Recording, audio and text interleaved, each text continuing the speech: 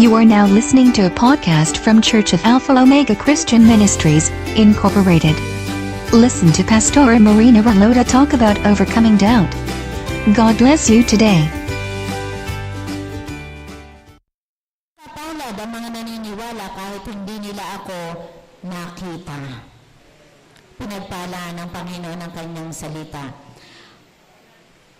Bakit pinasukan ng pag-aalinlangan si Tomas? Ulitin ko, ano ba ang pag-aalinlangan? Ang pag-aalinlangan ay yung hindi paniniwala sa isang katotohanan. Kailan pumapasok ang pag-aalinlangan? Paano nakakapasok ang pag-aalinlangan? Ito ay normal na nararanasan ng bawat Kristiyano na kung saan ay dapat ma-overcome natin kapag dumating ang panahon o pagkakataon ng pag-aalinlangan sa ating pananampalataya. Doubt or fear is the absence of faith. Bakit sa loob ng mahigit 3 taon na kasama ni Jesus si Tomas, nakita niya ang himala, ang pagpapagaling, at siya isa sa mga interpretation ko lang to, isa siya sa mga recipient ng feeding program ni Jesus. Dahil pag nagpapakain siya sa ang Panginoon, sila nag-aasikaso, of course, nakakakain din siya. And yet, still he doubted. Bakit sa kabila ng mga nakita niyang kapangyarihan ng Panginoon ay nag-alinlangan pa rin siya? So, pag-aaralan natin, ano ba yung mga katangian na Tomas na bakit nakapasok ang pag-aalinlangan sa kanya? Bakit nakapasok ang pag-aalinlangan sa kanyang Panginoon? At kailan ito nakapasok? Naranasan niyo ba mag-alinlangan? Yeah. Di ba ang hirap ng pakiramdam? Isa sa mga experiences ko nung ako ay na-grounds, dahil doon nga, nasabi ko na dahil sa extension na bukas sa amin, every time na maglalaba ako at nakakakita ako ng extension, nag-aalinlangan na akong gumamit ng extension kasi baka mag-ground ulit ako. Pero mabuti naman, hindi na naman sira yung aming extension ngayon. Pero ganun parang nandoon pa rin, baka, kasi na-experience ko. At mahirap yung mag-alinlangan ka sa isang bagay na hindi ka sigurado. At kaya ka nga nag-aalinlangan, hindi ka nga sigurado. Diba?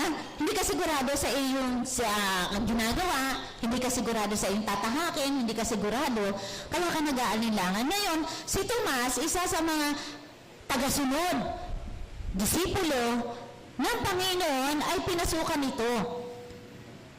Noong ito ay aming pinag-aaralan ng isang katanungan, bakit in front of his eyes, nakita niya yung kapangyarihan at himala ng Panginoon, ay naranasan pa rin niya ang pag-aalinlangan. So, kaya we decided na pag-aralan ang katangian ni Tomas upang kung ano man ang katangian niya, kaya nakapasok ang pag-aalinlangan, hindi na natin ito pulutin. Hindi na natin ito tularan. Kasi sa totoo lang, napakahirap lumakad sa buhay na ikaw ay may pag-aalinlangan. May pag-aalinlangan ka sa tao kasi hindi mo kilala, may pag-aalinlangan ka sa pupuntahan mo kasi hindi mo alam, may pag-aalinlangan ka sa gagawin mo kasi hindi ka sigurado. At kapag hindi ka sigurado sa lahat ng bagay, mawawalan ka ng kapayapaan. At kahit nagaano kaganda ang pangako ng kapayapaan ng Panginoon, kapag pinasukan ka ng pag-aalinlangan, baka mas malaki pa ang espiritu ng takot na mapalagay sa iyo. At hindi ka makausod-usod, hindi ka makadiretso sa paglakad mo kasi punong-puno ka ng pag-aalinlangan. Isa sa nahadlang, bakit ka nag-aalinlangan? Bakit ka natatakot sumunod? Bakit ka natatakot bumakad? Kasi nag-aalinlangan ka.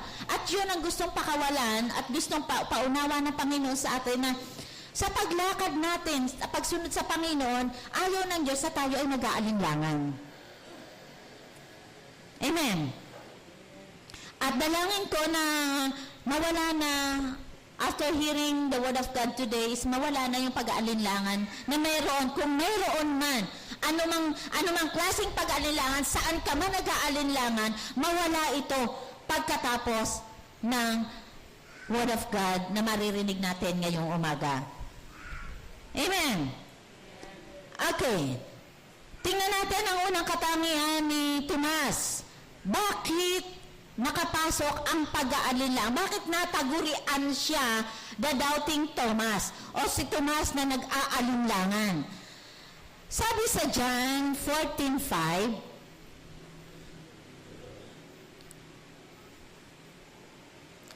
sinabi sa kanya ni Tomas, Panginoon, hindi po namin alam kung saan kayo pupunta. Paano namin malalaman ang daan? Okay. Isa sa katangian niya, isa ay slow to understand. Tingnan natin ang context ng John 14. Itong John 14, ito ay pagpapahayag ng Panginoon na kung sabi niya, nagbigay siya ng encouragement, huwag kayong mababalisa. Manalig kayo sa Diyos at manalig din kayo sa akin, sa bahay ng aking ama, maraming silik. Kung hindi gayon, sinabi ko sana sa inyo at paroroon ako upang ipaghanda ko kayo ng matitirhan. Kapag naroon na ako at may paghanda na kayo ng matitirhan, babalik ako at sasama ko kayo sa kinaroroonan ko. At alam na ninyo ang daan patungo sa pupuntahan ko. Napakaliwanag. Na kumbaga, hindi ito yung first time na sinasabi ng Panginoon na pagtuturo sa kanyang mga alagad.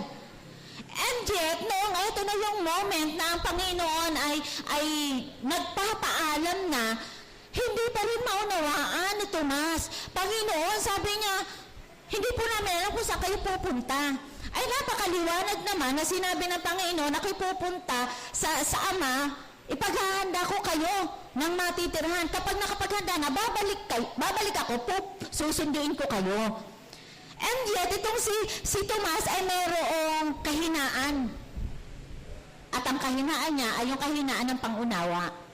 Kasalanan ba ng isang tao na siya ay hindi agad makaunawa?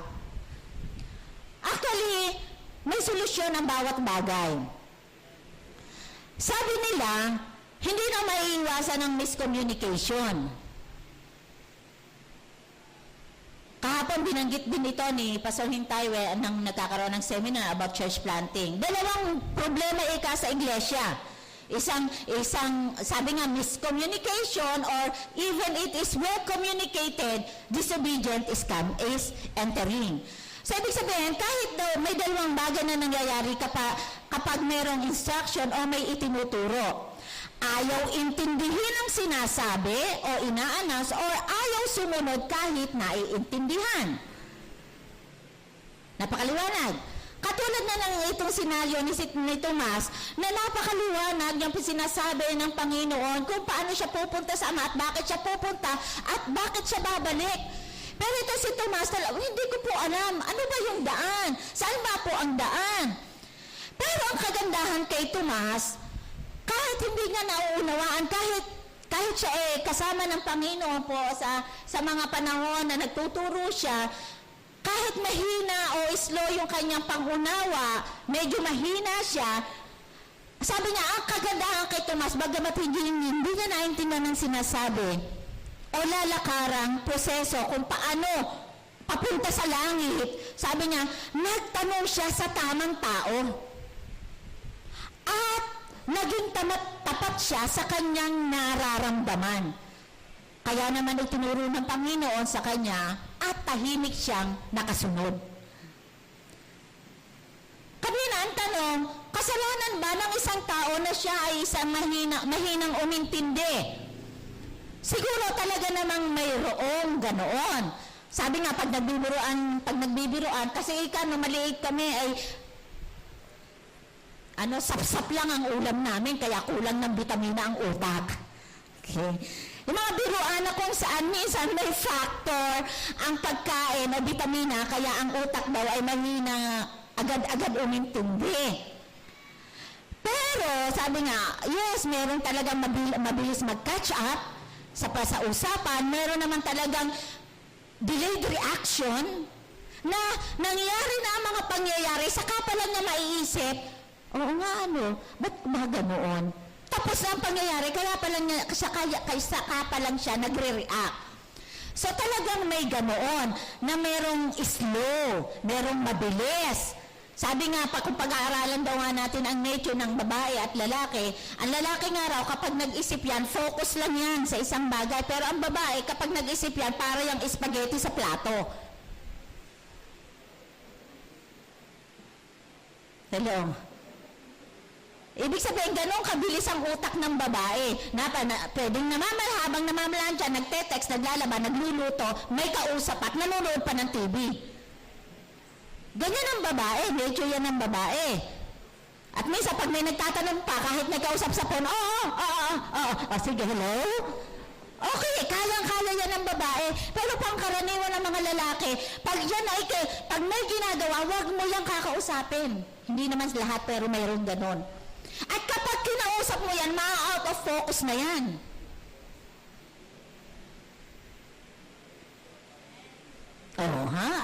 Agree sila, ha? Totoo yan. Sabi yan sa seminars ng pagkakaiba ng babae at lalaki.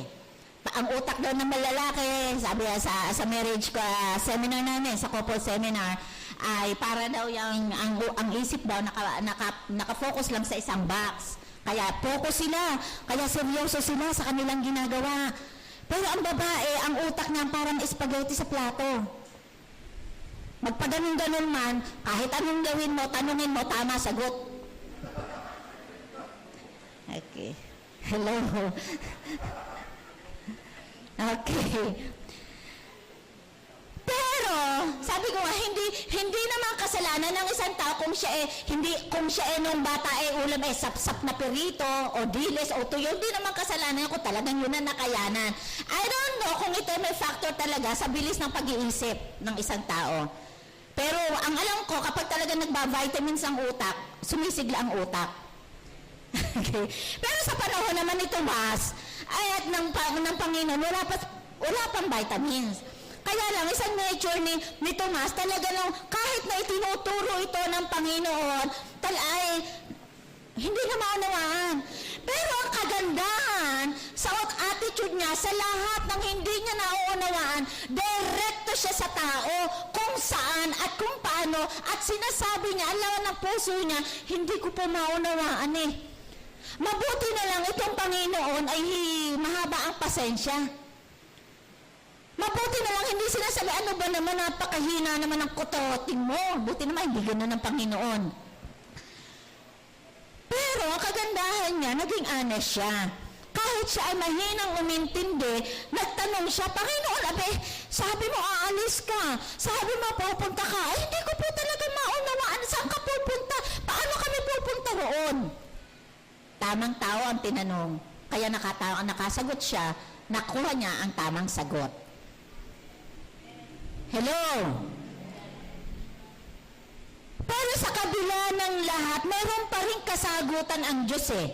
Kung sakali man, at ayokong isipin na mahihina o merong mahina sa member ng Alpha Omega, matatalino ang member ng Alpha Omega. Amen! Amen! Praise God, kasi dapat ipamuhay at dapat may pamuhay ng bawat isa ang Proverbs 1:7. The fear of the Lord is the beginning of wisdom. Hindi sinasabi na kapag ikaw magiging matalino kapag nakatapos ka ng degree. Hindi sinasabi sa Biblia na magiging matalino ka kapag ikaw ay mayaman. Hindi sinasabi na makakatapos kapag mataas ang posisyon mo o matalino ka kapag mataas ang posisyon mo. Hindi. Ang simula ng katalinuhan ay yung pagkatakot sa Diyos. May pinag-aralan ka man, mataas man ang pinag-aralan mo, meron ka man, basta ang tunay na matalino ay mayroong tunay na pagkatakot sa Diyos. Kaya kung ano man ang kinain ni Tomas, nung mabata pa siya, may vitamina man siya, noong siya, hindi yun eh. Ang sinasabi ni Solomon ni Solomon, magkaroon ka ng takot sa Diyos para magkaroon ito at sapagkat ito ang simula ng kaalaman.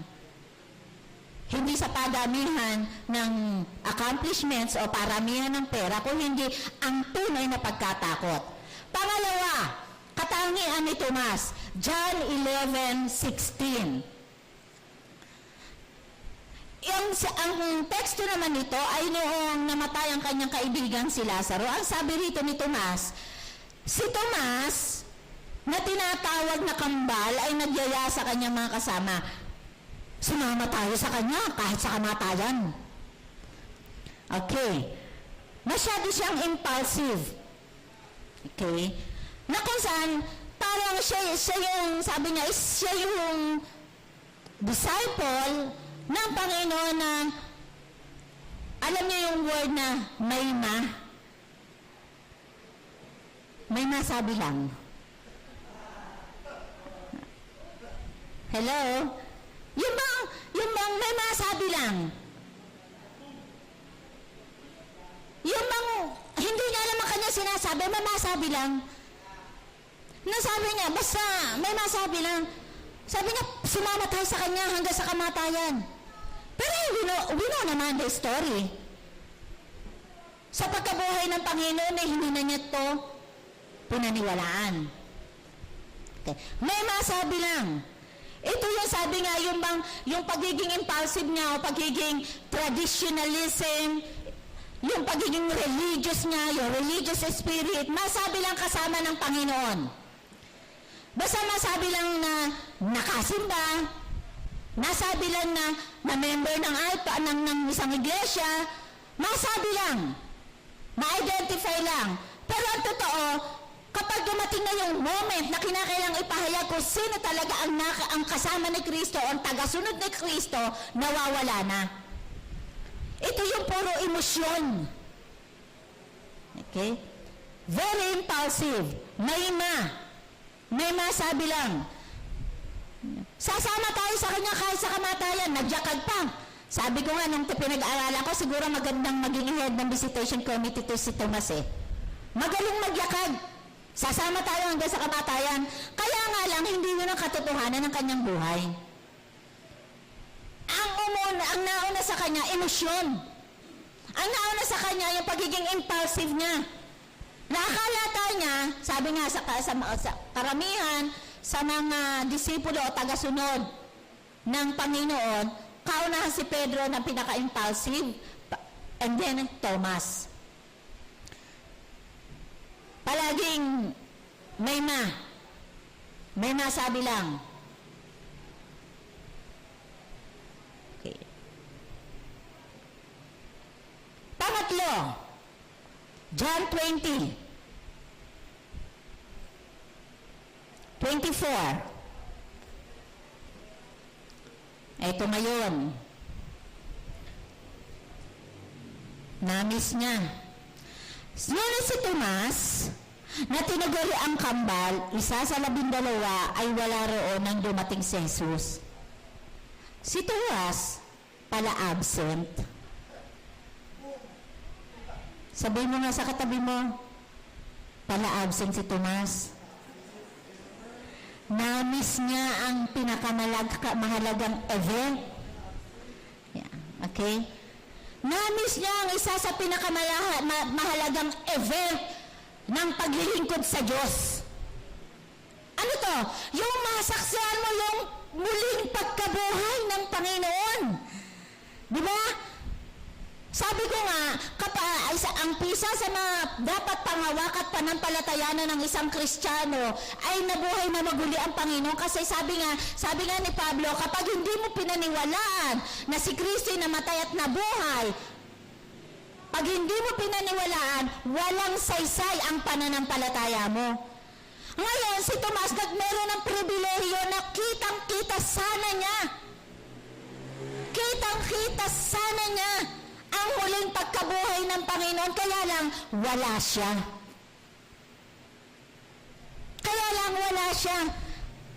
Hindi siya consistent sa fellowship. Hindi siya consistent sa mahalagang event ng buhay ng Panginoon. Kapag tayo pumasok sa isang relasyon, Ano yung most celebrated moment ng karelasyon mo? Kayong mag-asawa? Anniversary, of course. Yung mga bago-bago pa nga lang, Mansary. Bakit daw sineselebrate ang Mansary? Kasi ang ibang relasyon daw hindi na nakakaabot ng 1 year, kaya Mansary na lang. Kapag ikaw nakipagrelasyon, napakahalaga ng isang mahalagang buhay, isang okasyon ng mahal mo. Anniversary, birthday niya. O nang hindi pa nakakagreet sa ating pastor, meron pa kayong pagkakataong mag-greet birthday ng ating pastor. Okay. Tomas, late reaction. Delayed reaction. Okay. So, absent pala si Tomas. Ngunit sa Tomas na tinaguro ang kambal, isa sa dalawa, wala ro nang dumating si Jesus. Isa sa pinakamahalagang okasyon. While he was absent on a very important event, ng pagsunod niya sa Panginoon.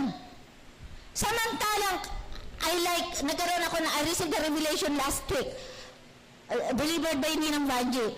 Si John T. Vilabet, kaya pinakamamahal siya ng Panginoon, even to the last breath of life ni Jesus na andoon siya at the feet of the cross. Kasi mahal niya eh. Hindi niya pinabayaan. Hindi siya natakot kahit ma-identify siya na siya ay tagasunod.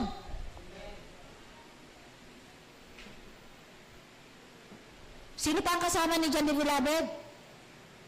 Of course, mahahaba na naman ang buhok ng mga babae. Ang tatlong Maria, matatapang, walang takot, na magpa-identify na sumunod sa Panginoon. Pero si Tomas ay naandoon sana siya, nasaksihan na sana niya yung kanyang inaririnig o naturo sa Panginoon. Kaya lang, nung dumating yung moment na katuparan na makita niya yung muling pagkabuhay ng Panginoon, absent siya.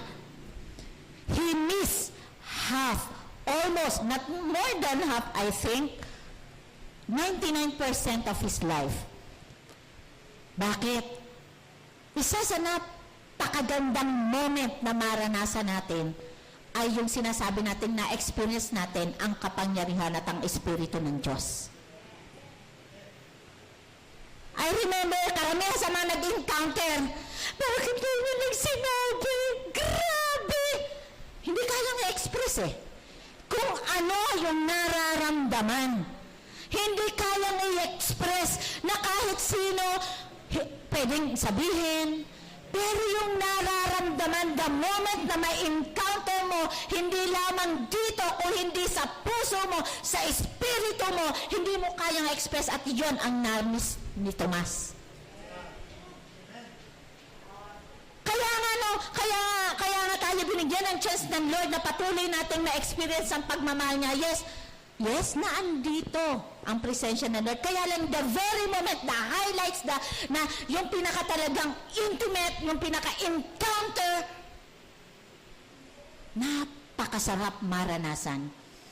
Words are not enough to express the experience na makita mo, maranasan mo, personally, ang kapangyarihan ng Panginoon. Amen? Kaya nga, siguro, noong ito pinag-aaralan ko, siguro gano'n na lamang. Ako lang hinayang sa moment na yun, wala si Tomas. Kaya sabi ko, dapat kaming mga anak mo, Panginoon, hindi namin dapat ma-miss ang moment. Hindi dapat kami umabsent. Hindi dahil ito yung sinasabi ko ngayon, kasi ito rin ang turo ng Panginoon, Hebrews 10:25. Huwag mong kaliligtaan ang pagpupulong ng mga magkakapatid para nandun ang palakasan. Kaya lang ito, the best moment na dapat na naranasan ng Panginoon ni Tomas, wala siya. Bakit niya na-miss? Bakit siya absent? Bakit siya na-miss yung very important event na yun? Nung dumating ang Panginoon, physically, preoccupied siya of so many things. Perhaps, sabi nga nung kami nagpo-forum mga pastor, pinag-aaralan po namin lahat ito kung anong sermon dito, sermon niya sa lahat, centralize po tayo. Sabi ng isang pastor, siguro, nasa birthday party si Tomas. Kaya na-miss niya yung event. Siguro, nasa mall. Siguro, naglalaba si Tomas. Nakakalungkot nga yung iba. Minsan pag may pina-follow up ako na Sister, brother, bakit wala ka na Sunday? Na-miss kita, na-miss ka namin. Kasi po walang bantay sa bahay. Yan po nakakalungkot. Kasi po yung mga moment na makasama natin ng presensya, hindi ko sinasabing wala ang presensya ng Diyos doon sa bahay, wherever we are nandun. Kaya lang, yung pinaka-moment na talagang ang Panginoon ay mayroong mensahe, ang moment ay na mayroong sinasabi, ang moment na talagang mighty presence ng Lord sa kalagitnaan, ayaw ng Lord na mamiss natin yun. Sa pag-worship na lang natin together. Yes, hindi naman talaga sukatan na makakapunta ka sa langit na dapat kakanta ka kasama ng mga instruments. Hindi talaga yan. Kaya lang, these instruments and the worship leader inspires us. Kaya nga sinabing worship leaders. They are leading us. They are leading us, pushing us to enter into the Holy of Holies. Sino sa atin sa loob ng bahay na talagang kapag nagwo-worship yes, yes, yes, yes, yes, yes, come on, worship the Lord, yes! Sino sa atin ang ganon pag nag-iisa? Kaya naman, di ba? Minsan dito lang natin sa loob ng iglesia nararamdaman na maging malaya tayo sa pag-worship sa Lord. Minsan dito lang natin na minsan ang ganda ng message. Kahit bago yung message ng kanta o bago yung kanta, hindi mo alam, nakakatulong ang PowerPoint. Kahit hindi ka kumakanta, nababasa na yung mga mata, namamalaya mo na lang, tumutulo ang luha mo, kasi nabibless ka sa mensahe ng awitin ng kanta na yun. Kung nasa loob ka ng bahay, hindi ko sinasabing huwag mong gawin. Sige, gawin mo ang mag-devotion at tama lang may personal devotion tayo. Kaya lang, kung mag-devotion ka na ang alam mo ay this is the day, 7 taon ka ng devotion, this is the day pa rin ang alam mong kanta, mag-level up ka naman. Hello? Hindi ko sinasabing mali ang this is the day, ha? Ibig sabihin, mas maganda na mayroon tayong natututunang bagong bagay. Mas maganda na may natututunan tayo na alam natin na ito pala yung bang kasi may mga mensahe ng awitin na yun pala ang mensahe ng Diyos sa sitwasyon na meron ka ngayon. May mga mensahe ang awitin na hindi mo alam, yun na pala ang sinasabi ng Diyos sa'yo. At kung wala tayo sa kapulungan, kung wala tayo sa fellowship, mahihirapan tayong matutunan ang mga bagay-bagay na dapat marinig natin. Bakit siya absent? Perhaps he was so preoccupied of things. Pangalawa, during the time he's not interested in spiritual activity or in the fellowship in the church. Or he create his own fellowship or his own activity kung ano at kung sino ang gusto niyang kasama. Kaya siya absent sa event na yun. Wow, Tomas! Kaya nakapasok ang pag-aalinlangan. At dahil nga doon, na-miss niya yun, nagkaroon siya ng pag-aalinlangan. At eto na, dinaramdaman na yun, naranasan na, nagpakita na kay ang mga alagad. Nagkaroon siya ng second-hand information. Ay naku, Tomas! para bagay yung mga naka-attend na encounter, sayang na mismo, ang ganda ng encounter.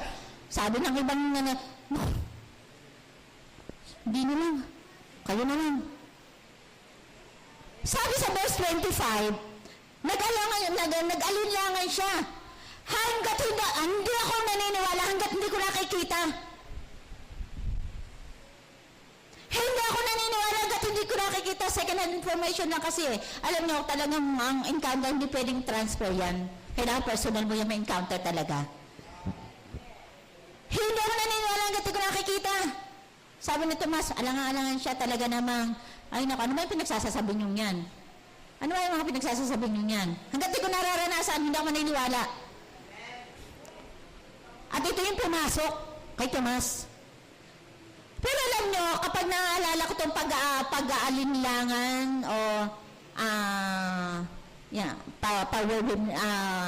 power-wave na yan sa paniniwala, naalala ko palagi ang 3 Hebrew men na palagi na lamang gusto ko yung mga sinabi nilang nung sila inutusan ni Haring Nebuchadnezzar na lumuhod sa pinagawang golden images, na kapag tumugtog ang instrumento, kinakailangan lahat ng mga tao ay luluhod. Subalit ito si Shadrach, Meshach at Abednego, hindi na paluhod. Kahit na ito ay batas na ginawa ng hari. Ngayon nakarating dahil may mga sipsip at may mga chuchu. Ito mga nagpasira sa relasyon. Nagdadala na sa kasi hanga na sana talaga tong hari na to sa 3 eh. Kaya lang nagdala ng balita. Alam niyo ba, kayo hari di ka sinusunod. Binigay yung gawang batas na ginawa niya na dapat sumamba sila, hindi sila sinusunod. Dapat gumawa ka ng batas. So to make the story short, you know the story. Alam niyo na yun. Alam niyo na istorya. Noong napatunayan na ito ay hindi sumasamba sa ginagawang Diyos-Diyosan, kinonfronta ng Hari Nebuchadnezzar itong 3. Bakit hindi niya sumusunod sa batas na pinapagawa ko? Na sumamba kayo sa Diyos-Diyosan na pinagawa ko. Hindi ba na pwede ko kayong ipapatay? Sabi ng 3, Daniel 3:17-18, gawin ninyo kung iyan ang gusto ninyo.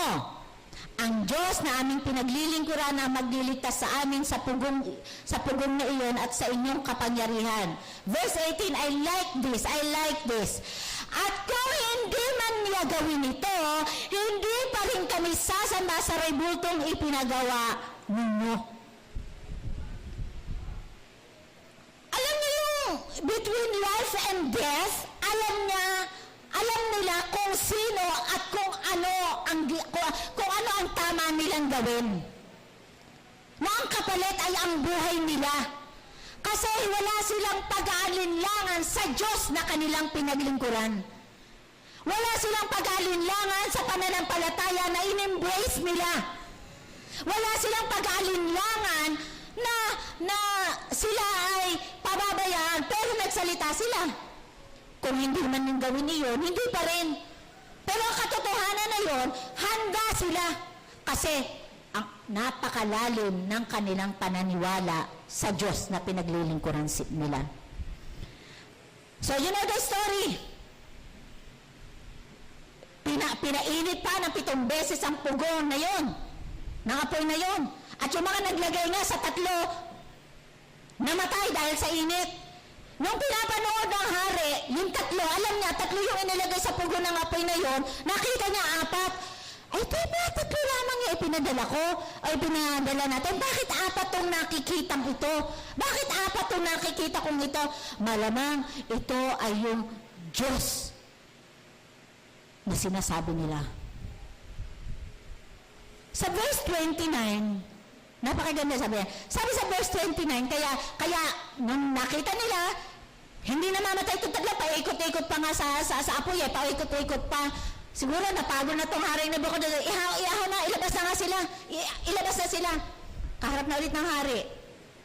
Napatunayan na makapangyarihan ng Diyos. Sabi sa verse 20, kaya inilalagda ko ang isang utos, sino man mula sa amin, manglahi, bansa o wika, na magsasalita laban sa Diyos ni na Shadrach, Meshach, Abednego ay kakatayin. Hindi lamang ito, wawasakin pa ang kanilang tirahan. Pagkat walang Diyos-Diyosan na makapagliligtas sa tao tulad ng ginawa ng kanilang Diyos. Walang Diyos-Diyosan na makapagliligtas sa tao katulad ng ginawa ng kanilang Diyos, referring to our God. The God of Shadrach, Meshach, and Abednego. Bakit nahayag ang kapangyarihan ng Diyos? Bakit nahayag ang pag-ibig ng Diyos? Bakit nahayag na totoo at buhay ang Diyos na pinaglilingkuran ng 3 libro niya na to? Kasi hindi nag-alinlangan ang tagasunod. Hindi nag-alinlangan ang miyembro ng Alpha Omega. Hindi nag-alinlangan sa pananampalataya. Bakit ba pumapasok ang pag-alinlangan instead of faith sa halip na pananampalataya? Bakit pumapasok ang pag-alinlangan sa puso ng isang tao sa halip na pananampalataya? Una, lack of knowledge. My people are perished because of the lack of knowledge. Bakit nakakapasok? Kulang ka ng kaalaman eh. Saan mo makukuha ang kaalaman? Sa salita ng Diyos. Paano masasabi na ang salita ng Diyos ay patuloy na may kapangyarihan sa buhay mo? Ipamuhay mo. Mamaya graduation ulit ng mga nagpa-process.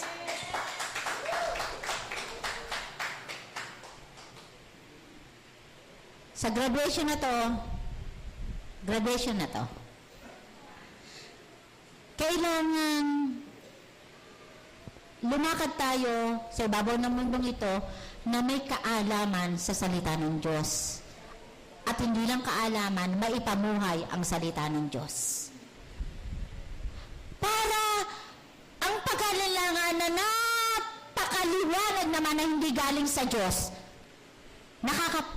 nakakapasok sa isang tao kasi kulang ng kaalaman. Pangalawa, bakit nakakapasok ang pag-aalinlangan? Lack of peace of mind. Kulang ka ng... Kasi ang pangalawang nag-impulsive ka, pabigla-bigla ka, kaya walang peace of mind. So, lack of peace of mind. Sabi ng Panginoon, He is the Prince of Peace. Siya yung prinsipe ng kapayapaan. Bakit ang pagiging present ng prinsipe ng kapayapaan ay nawawala paminsan-minsan sa puso, isip, espiritu ng isang tao?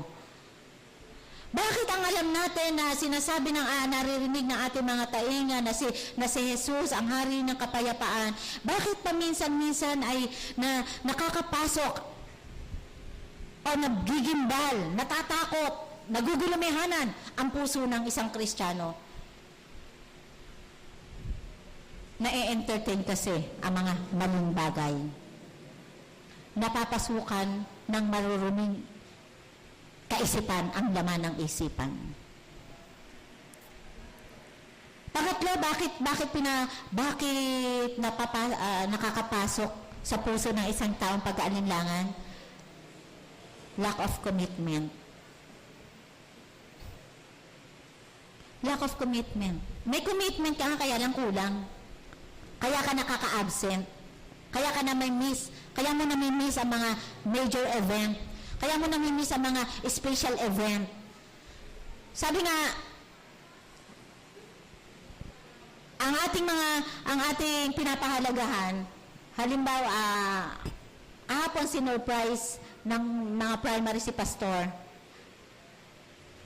Alam ko hindi lang nagsasalita yan, pero alam ko nag-iintay rin siya ng greetings sa kanyang mga disciples.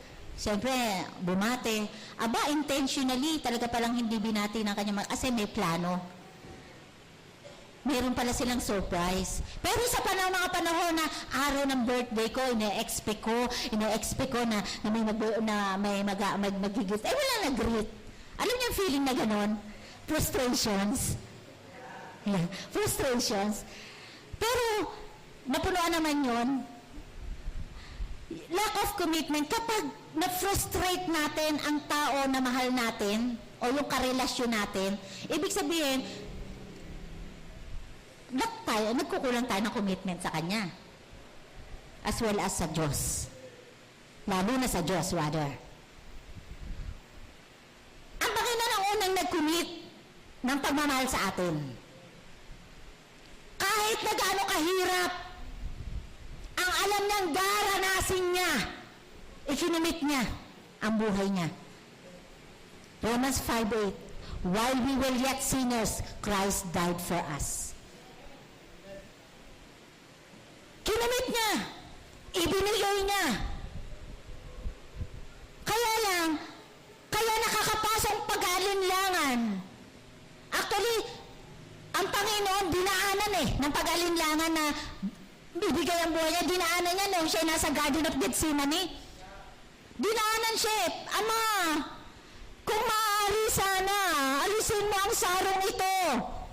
Dinaanan siya kasi alam niya yung hirap na daraanan niya Alam niya yung hirap na papasukin niya Kaya lamang, yung commitment niya sa Ama, kinakailangan gawin niya yun para lamang iparanas sa sanlibutan na katulad natin. Sino ba naman tayo? Sabi nga na Haring David, Psalms 8, who we are, bilang mga tao. Sino ba naman tayo? Ang description nga ng mga tao, para lang daw tayong dumi, tae. Bakit tayo pinahalagan ng Diyos? Bakit tayo binigyan ng importansya ng Diyos? Dahil ba magaganda tayo? No.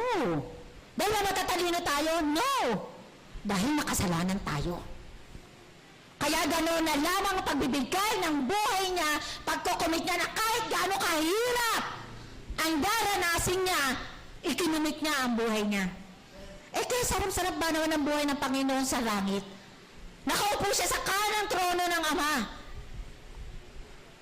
Pwede naman niyang gawin na siya ay maging saserdote natin, high priest, kahit hindi niya ibigay ang buhay niya na mananalangin tayo sa pangalan niya. Kaya lang hindi may proseso pa rin pinagdaanan.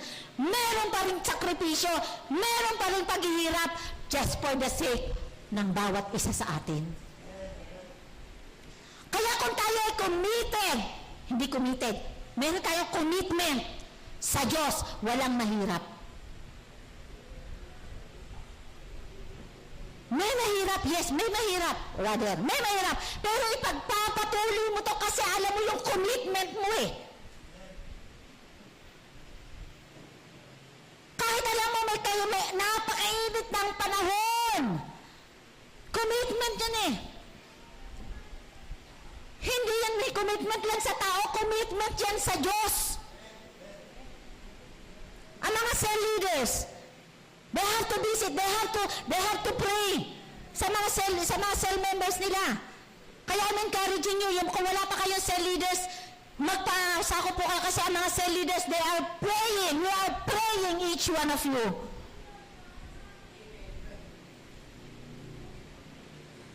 Napakasarap po na meron tayo accountability with one another.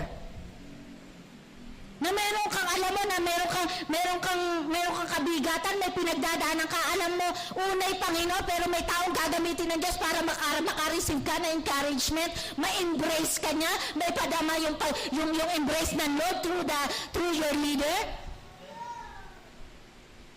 Magkaroon ng commitment with one another. Kasi yung commitment na to, sa Diyos natin gagawin.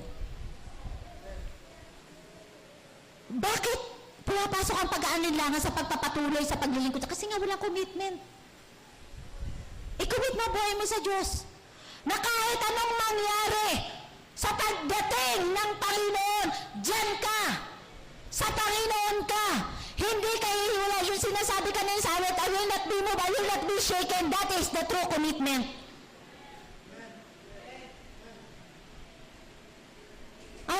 remove, I will not be shaken. At yung commitment, alam na mga gagraduate yan. Sinabihan ko talaga sila, hindi kayo pwedeng graduate hanggat hindi nyo na isasubmit ang mga journals nyo, ang mga requirements nyo, ang mga quizzes nyo na hindi nyo pa na-make up. Commitment yun eh. Ang tanong, kawalan ba ng mga taong nag-commit? Hindi. Kalakasan nila yan. Makakatulong sa kanilang mapalakas sila. Sabi nga ng isang pastora na nakausap ko, gustong-gusto nilang i-embrace ang prosesong ginagawa natin ngayon. Kasi, sabi ko nga, bakit? Anong tanong niya sa akin? Pastora, nabalita namin, napakagandang araw ng nilalakaran ng Alpha Omega ngayon. Paano ba ginawa niya yan? Sabi ko, ganito. Ngayon, sa isang pastor, mali ba na i-require ang isang membro na mag-memorize ng isang memory verse a week? Aba, hindi po!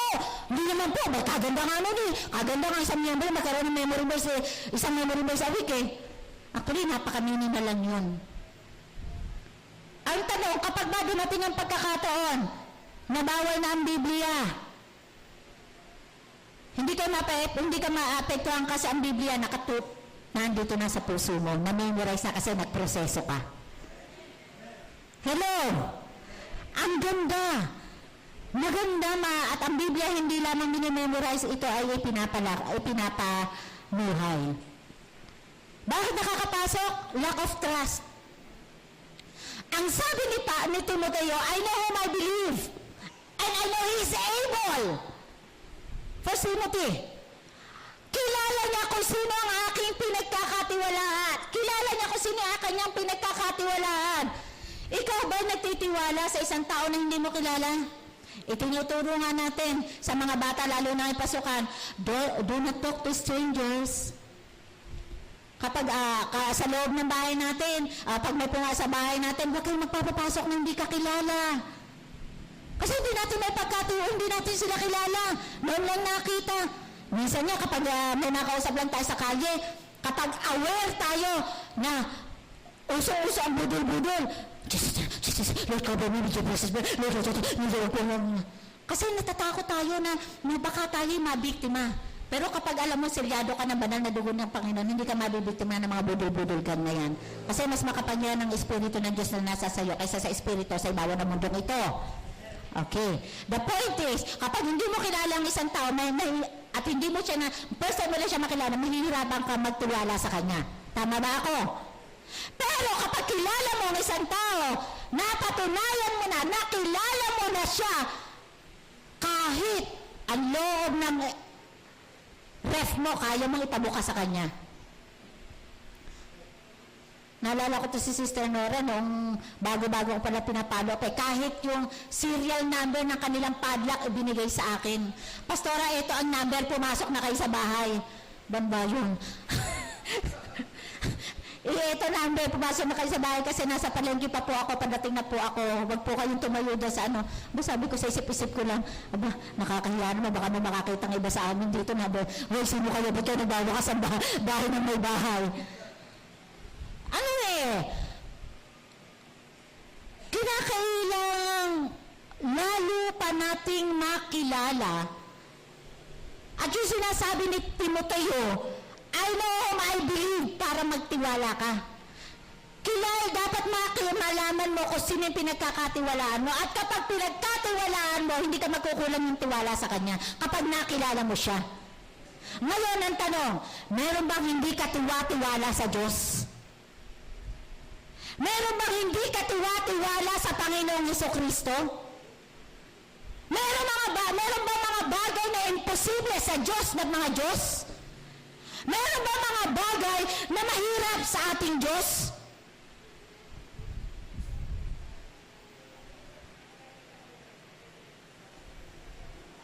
Mag-isip sila.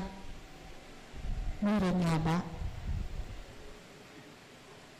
Ang Diyos na lumalang na langit at lupa, ang Diyos na lumikha ng lahat na meron tayo dito, siya yung Diyos na tinatawagan natin ngayon. Ang tanong, gaano kalaki ang problema mo? Malaki pa ba yan sa mundo? Kung ang mundo nga nagawa ng Diyos nakaya niya Yan ang problema mo, dinadala, hindi mo pagkakatiwala sa Diyos. Kung hindi ka marunong magtiwala sa Diyos, talagang papasukan ka ng pag-aalinlangan. At nawa ang espiritu ni Tomas, hindi na makapasok. Makapaniig, makakilos sa puso at buhay ng mga Kristiyano, lalong-lalo na sa miyembro ng Alpha Omega. Magtiwala ka sa Diyos. Patuloy kang manalig sa Kanya. Talaga mayroong testing of faith? Kailangan yan eh. Mapalad nga tayo pag tinetest yung faith natin eh. Amen? Mapalad tayo kasi ang sabi nga, ang faith daw natin ay mas mahalaga kaysa sa ginto. Kung ang ginto nga, pinapadaan sa apay para malaman kung ito'y tunay na ginto. How much more ang faith na meron tayo na dapat ipadaanin, i-testing kung talaga ang faith natin matatag na. Paano masasabi ng Diyos ay manggagamot kung wala kang karamdaman, maranasan ng kanyang kapangyarihan? Paano masasabing ang Diyos ang kalakasan mo kung hindi ka nanghihina at pakiramdam mo sa sarili ko, lakas-lakas ko! Pero denial ka lang pala. Magpakahambol ka sa Diyos, Lord, kailangan ko kalakasan mo. Doon mo mararanasan ang biyaya niya. Okay lang ako! Wala akong problema! May kinakain ako 3 beses sa isang araw. Okay lang ako! Pero ang tanong, mag-ingat ka, sabi ng Panginoon. Baka akala mo, nakatayo ka pa. Yun pala, patumba ka na. Ano ang solusyon? Maging honest sa harapan ng Diyos. Napakaganda. Sabi nga niya, mapala ng taong naniniwala kahit di nakikita ng kanyang mga mata. Mapalad. Kung gusto natin mapabilang tayo sa taong mapapalad, paniwalaan natin ang mga pangako ng Diyos. Kung gusto natin masabing tayo'y mapalad at tayo talagang lalo pang pagpapalain ng Diyos, ay patuloy tayo magkaroon ng patuloy na pangunawa, patuloy na kapayapaan, patuloy na commitment at patuloy na pagtitiwala sa ating Diyos. Upang hindi na nakikita, malakas ang ating pananalig, hindi tayo nag-aalinlangan. Kahit anong pag-aalinlangan na i-inject ng kaaway sa atin, hindi natin ito i-entertain kasi silyado tayo ng commitment natin sa Panginoon. Masarap maramdaman yun. Hindi ko sinasabi na hindi namin nararamdaman yung minsan umihina, minsan dinadaanan, pero dahil may commitment sa tawag ng Diyos, pero dahil may commitment sa pagmamahal sa Diyos, dahil may commitment sa ministeryo ng Diyos, dahil may commitment, dahil ang lagi nasa sa isip, ang Diyos ang una nag-commit sa akin para ako'y pagpalain. Dapat, hindi ko kayang patayan, makita ko man lang, Lord, I am for you. Ang buhay ko'y galing sa iyo at ang buhay ko ay para sa iyo. At patuloy natin na maunawaan ito. Huwag nating hayaan na ang pag-aalinlangan na katulad ni Tomas ay makapasok sa espiritu ng bawat isa sa atin. Tayo tayo tumayo.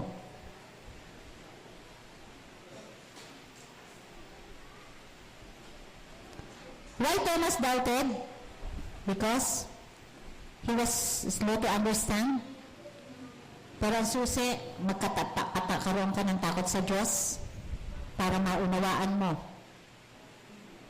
Have peace of mind. Don't be so impulsive. Don't absent. Palaging i-avail ang sarili sa fellowship with the Lord. Don't be preoccupied of so many things. Huwag tayong mapuno ng pag-aalinlangan sa ating pagkilala sa Diyos. Doubt. Huwag nating entertain. Pagtubayin natin ang pagtitiwala natin sa Panginoon.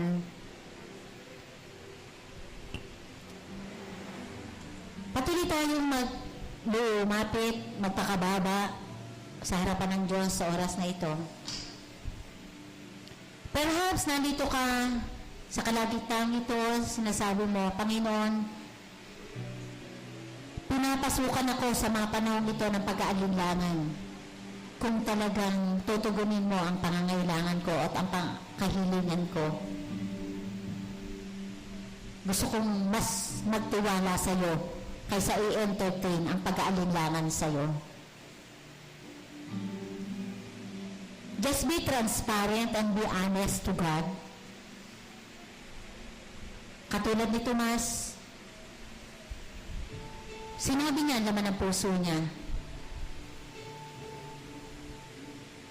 Panginoon, hindi ko po naiintindihan. Panginoon, turuan mo ako.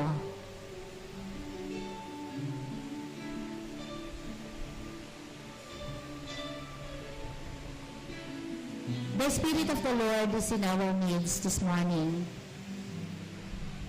At sabay-sabay natin napuputulin ang espiritu ng pag-aalinlangan sa puso natin sa pagkakataon nito. Pero bago natin putulin yan, magpalinis at magpakumbaba muna tayo sa Panginoon. Kung ano man ang mga pagdududa mo sa Diyos, ihingi mo ng tawad ito sa Panginoon. Kung ano man ang mga bagay na nakapasok sa puso't isipan mo, kaya ka nag-alinlangan sa mga salita ng Panginoon, ihingi mo ito ng tawad sa Diyos.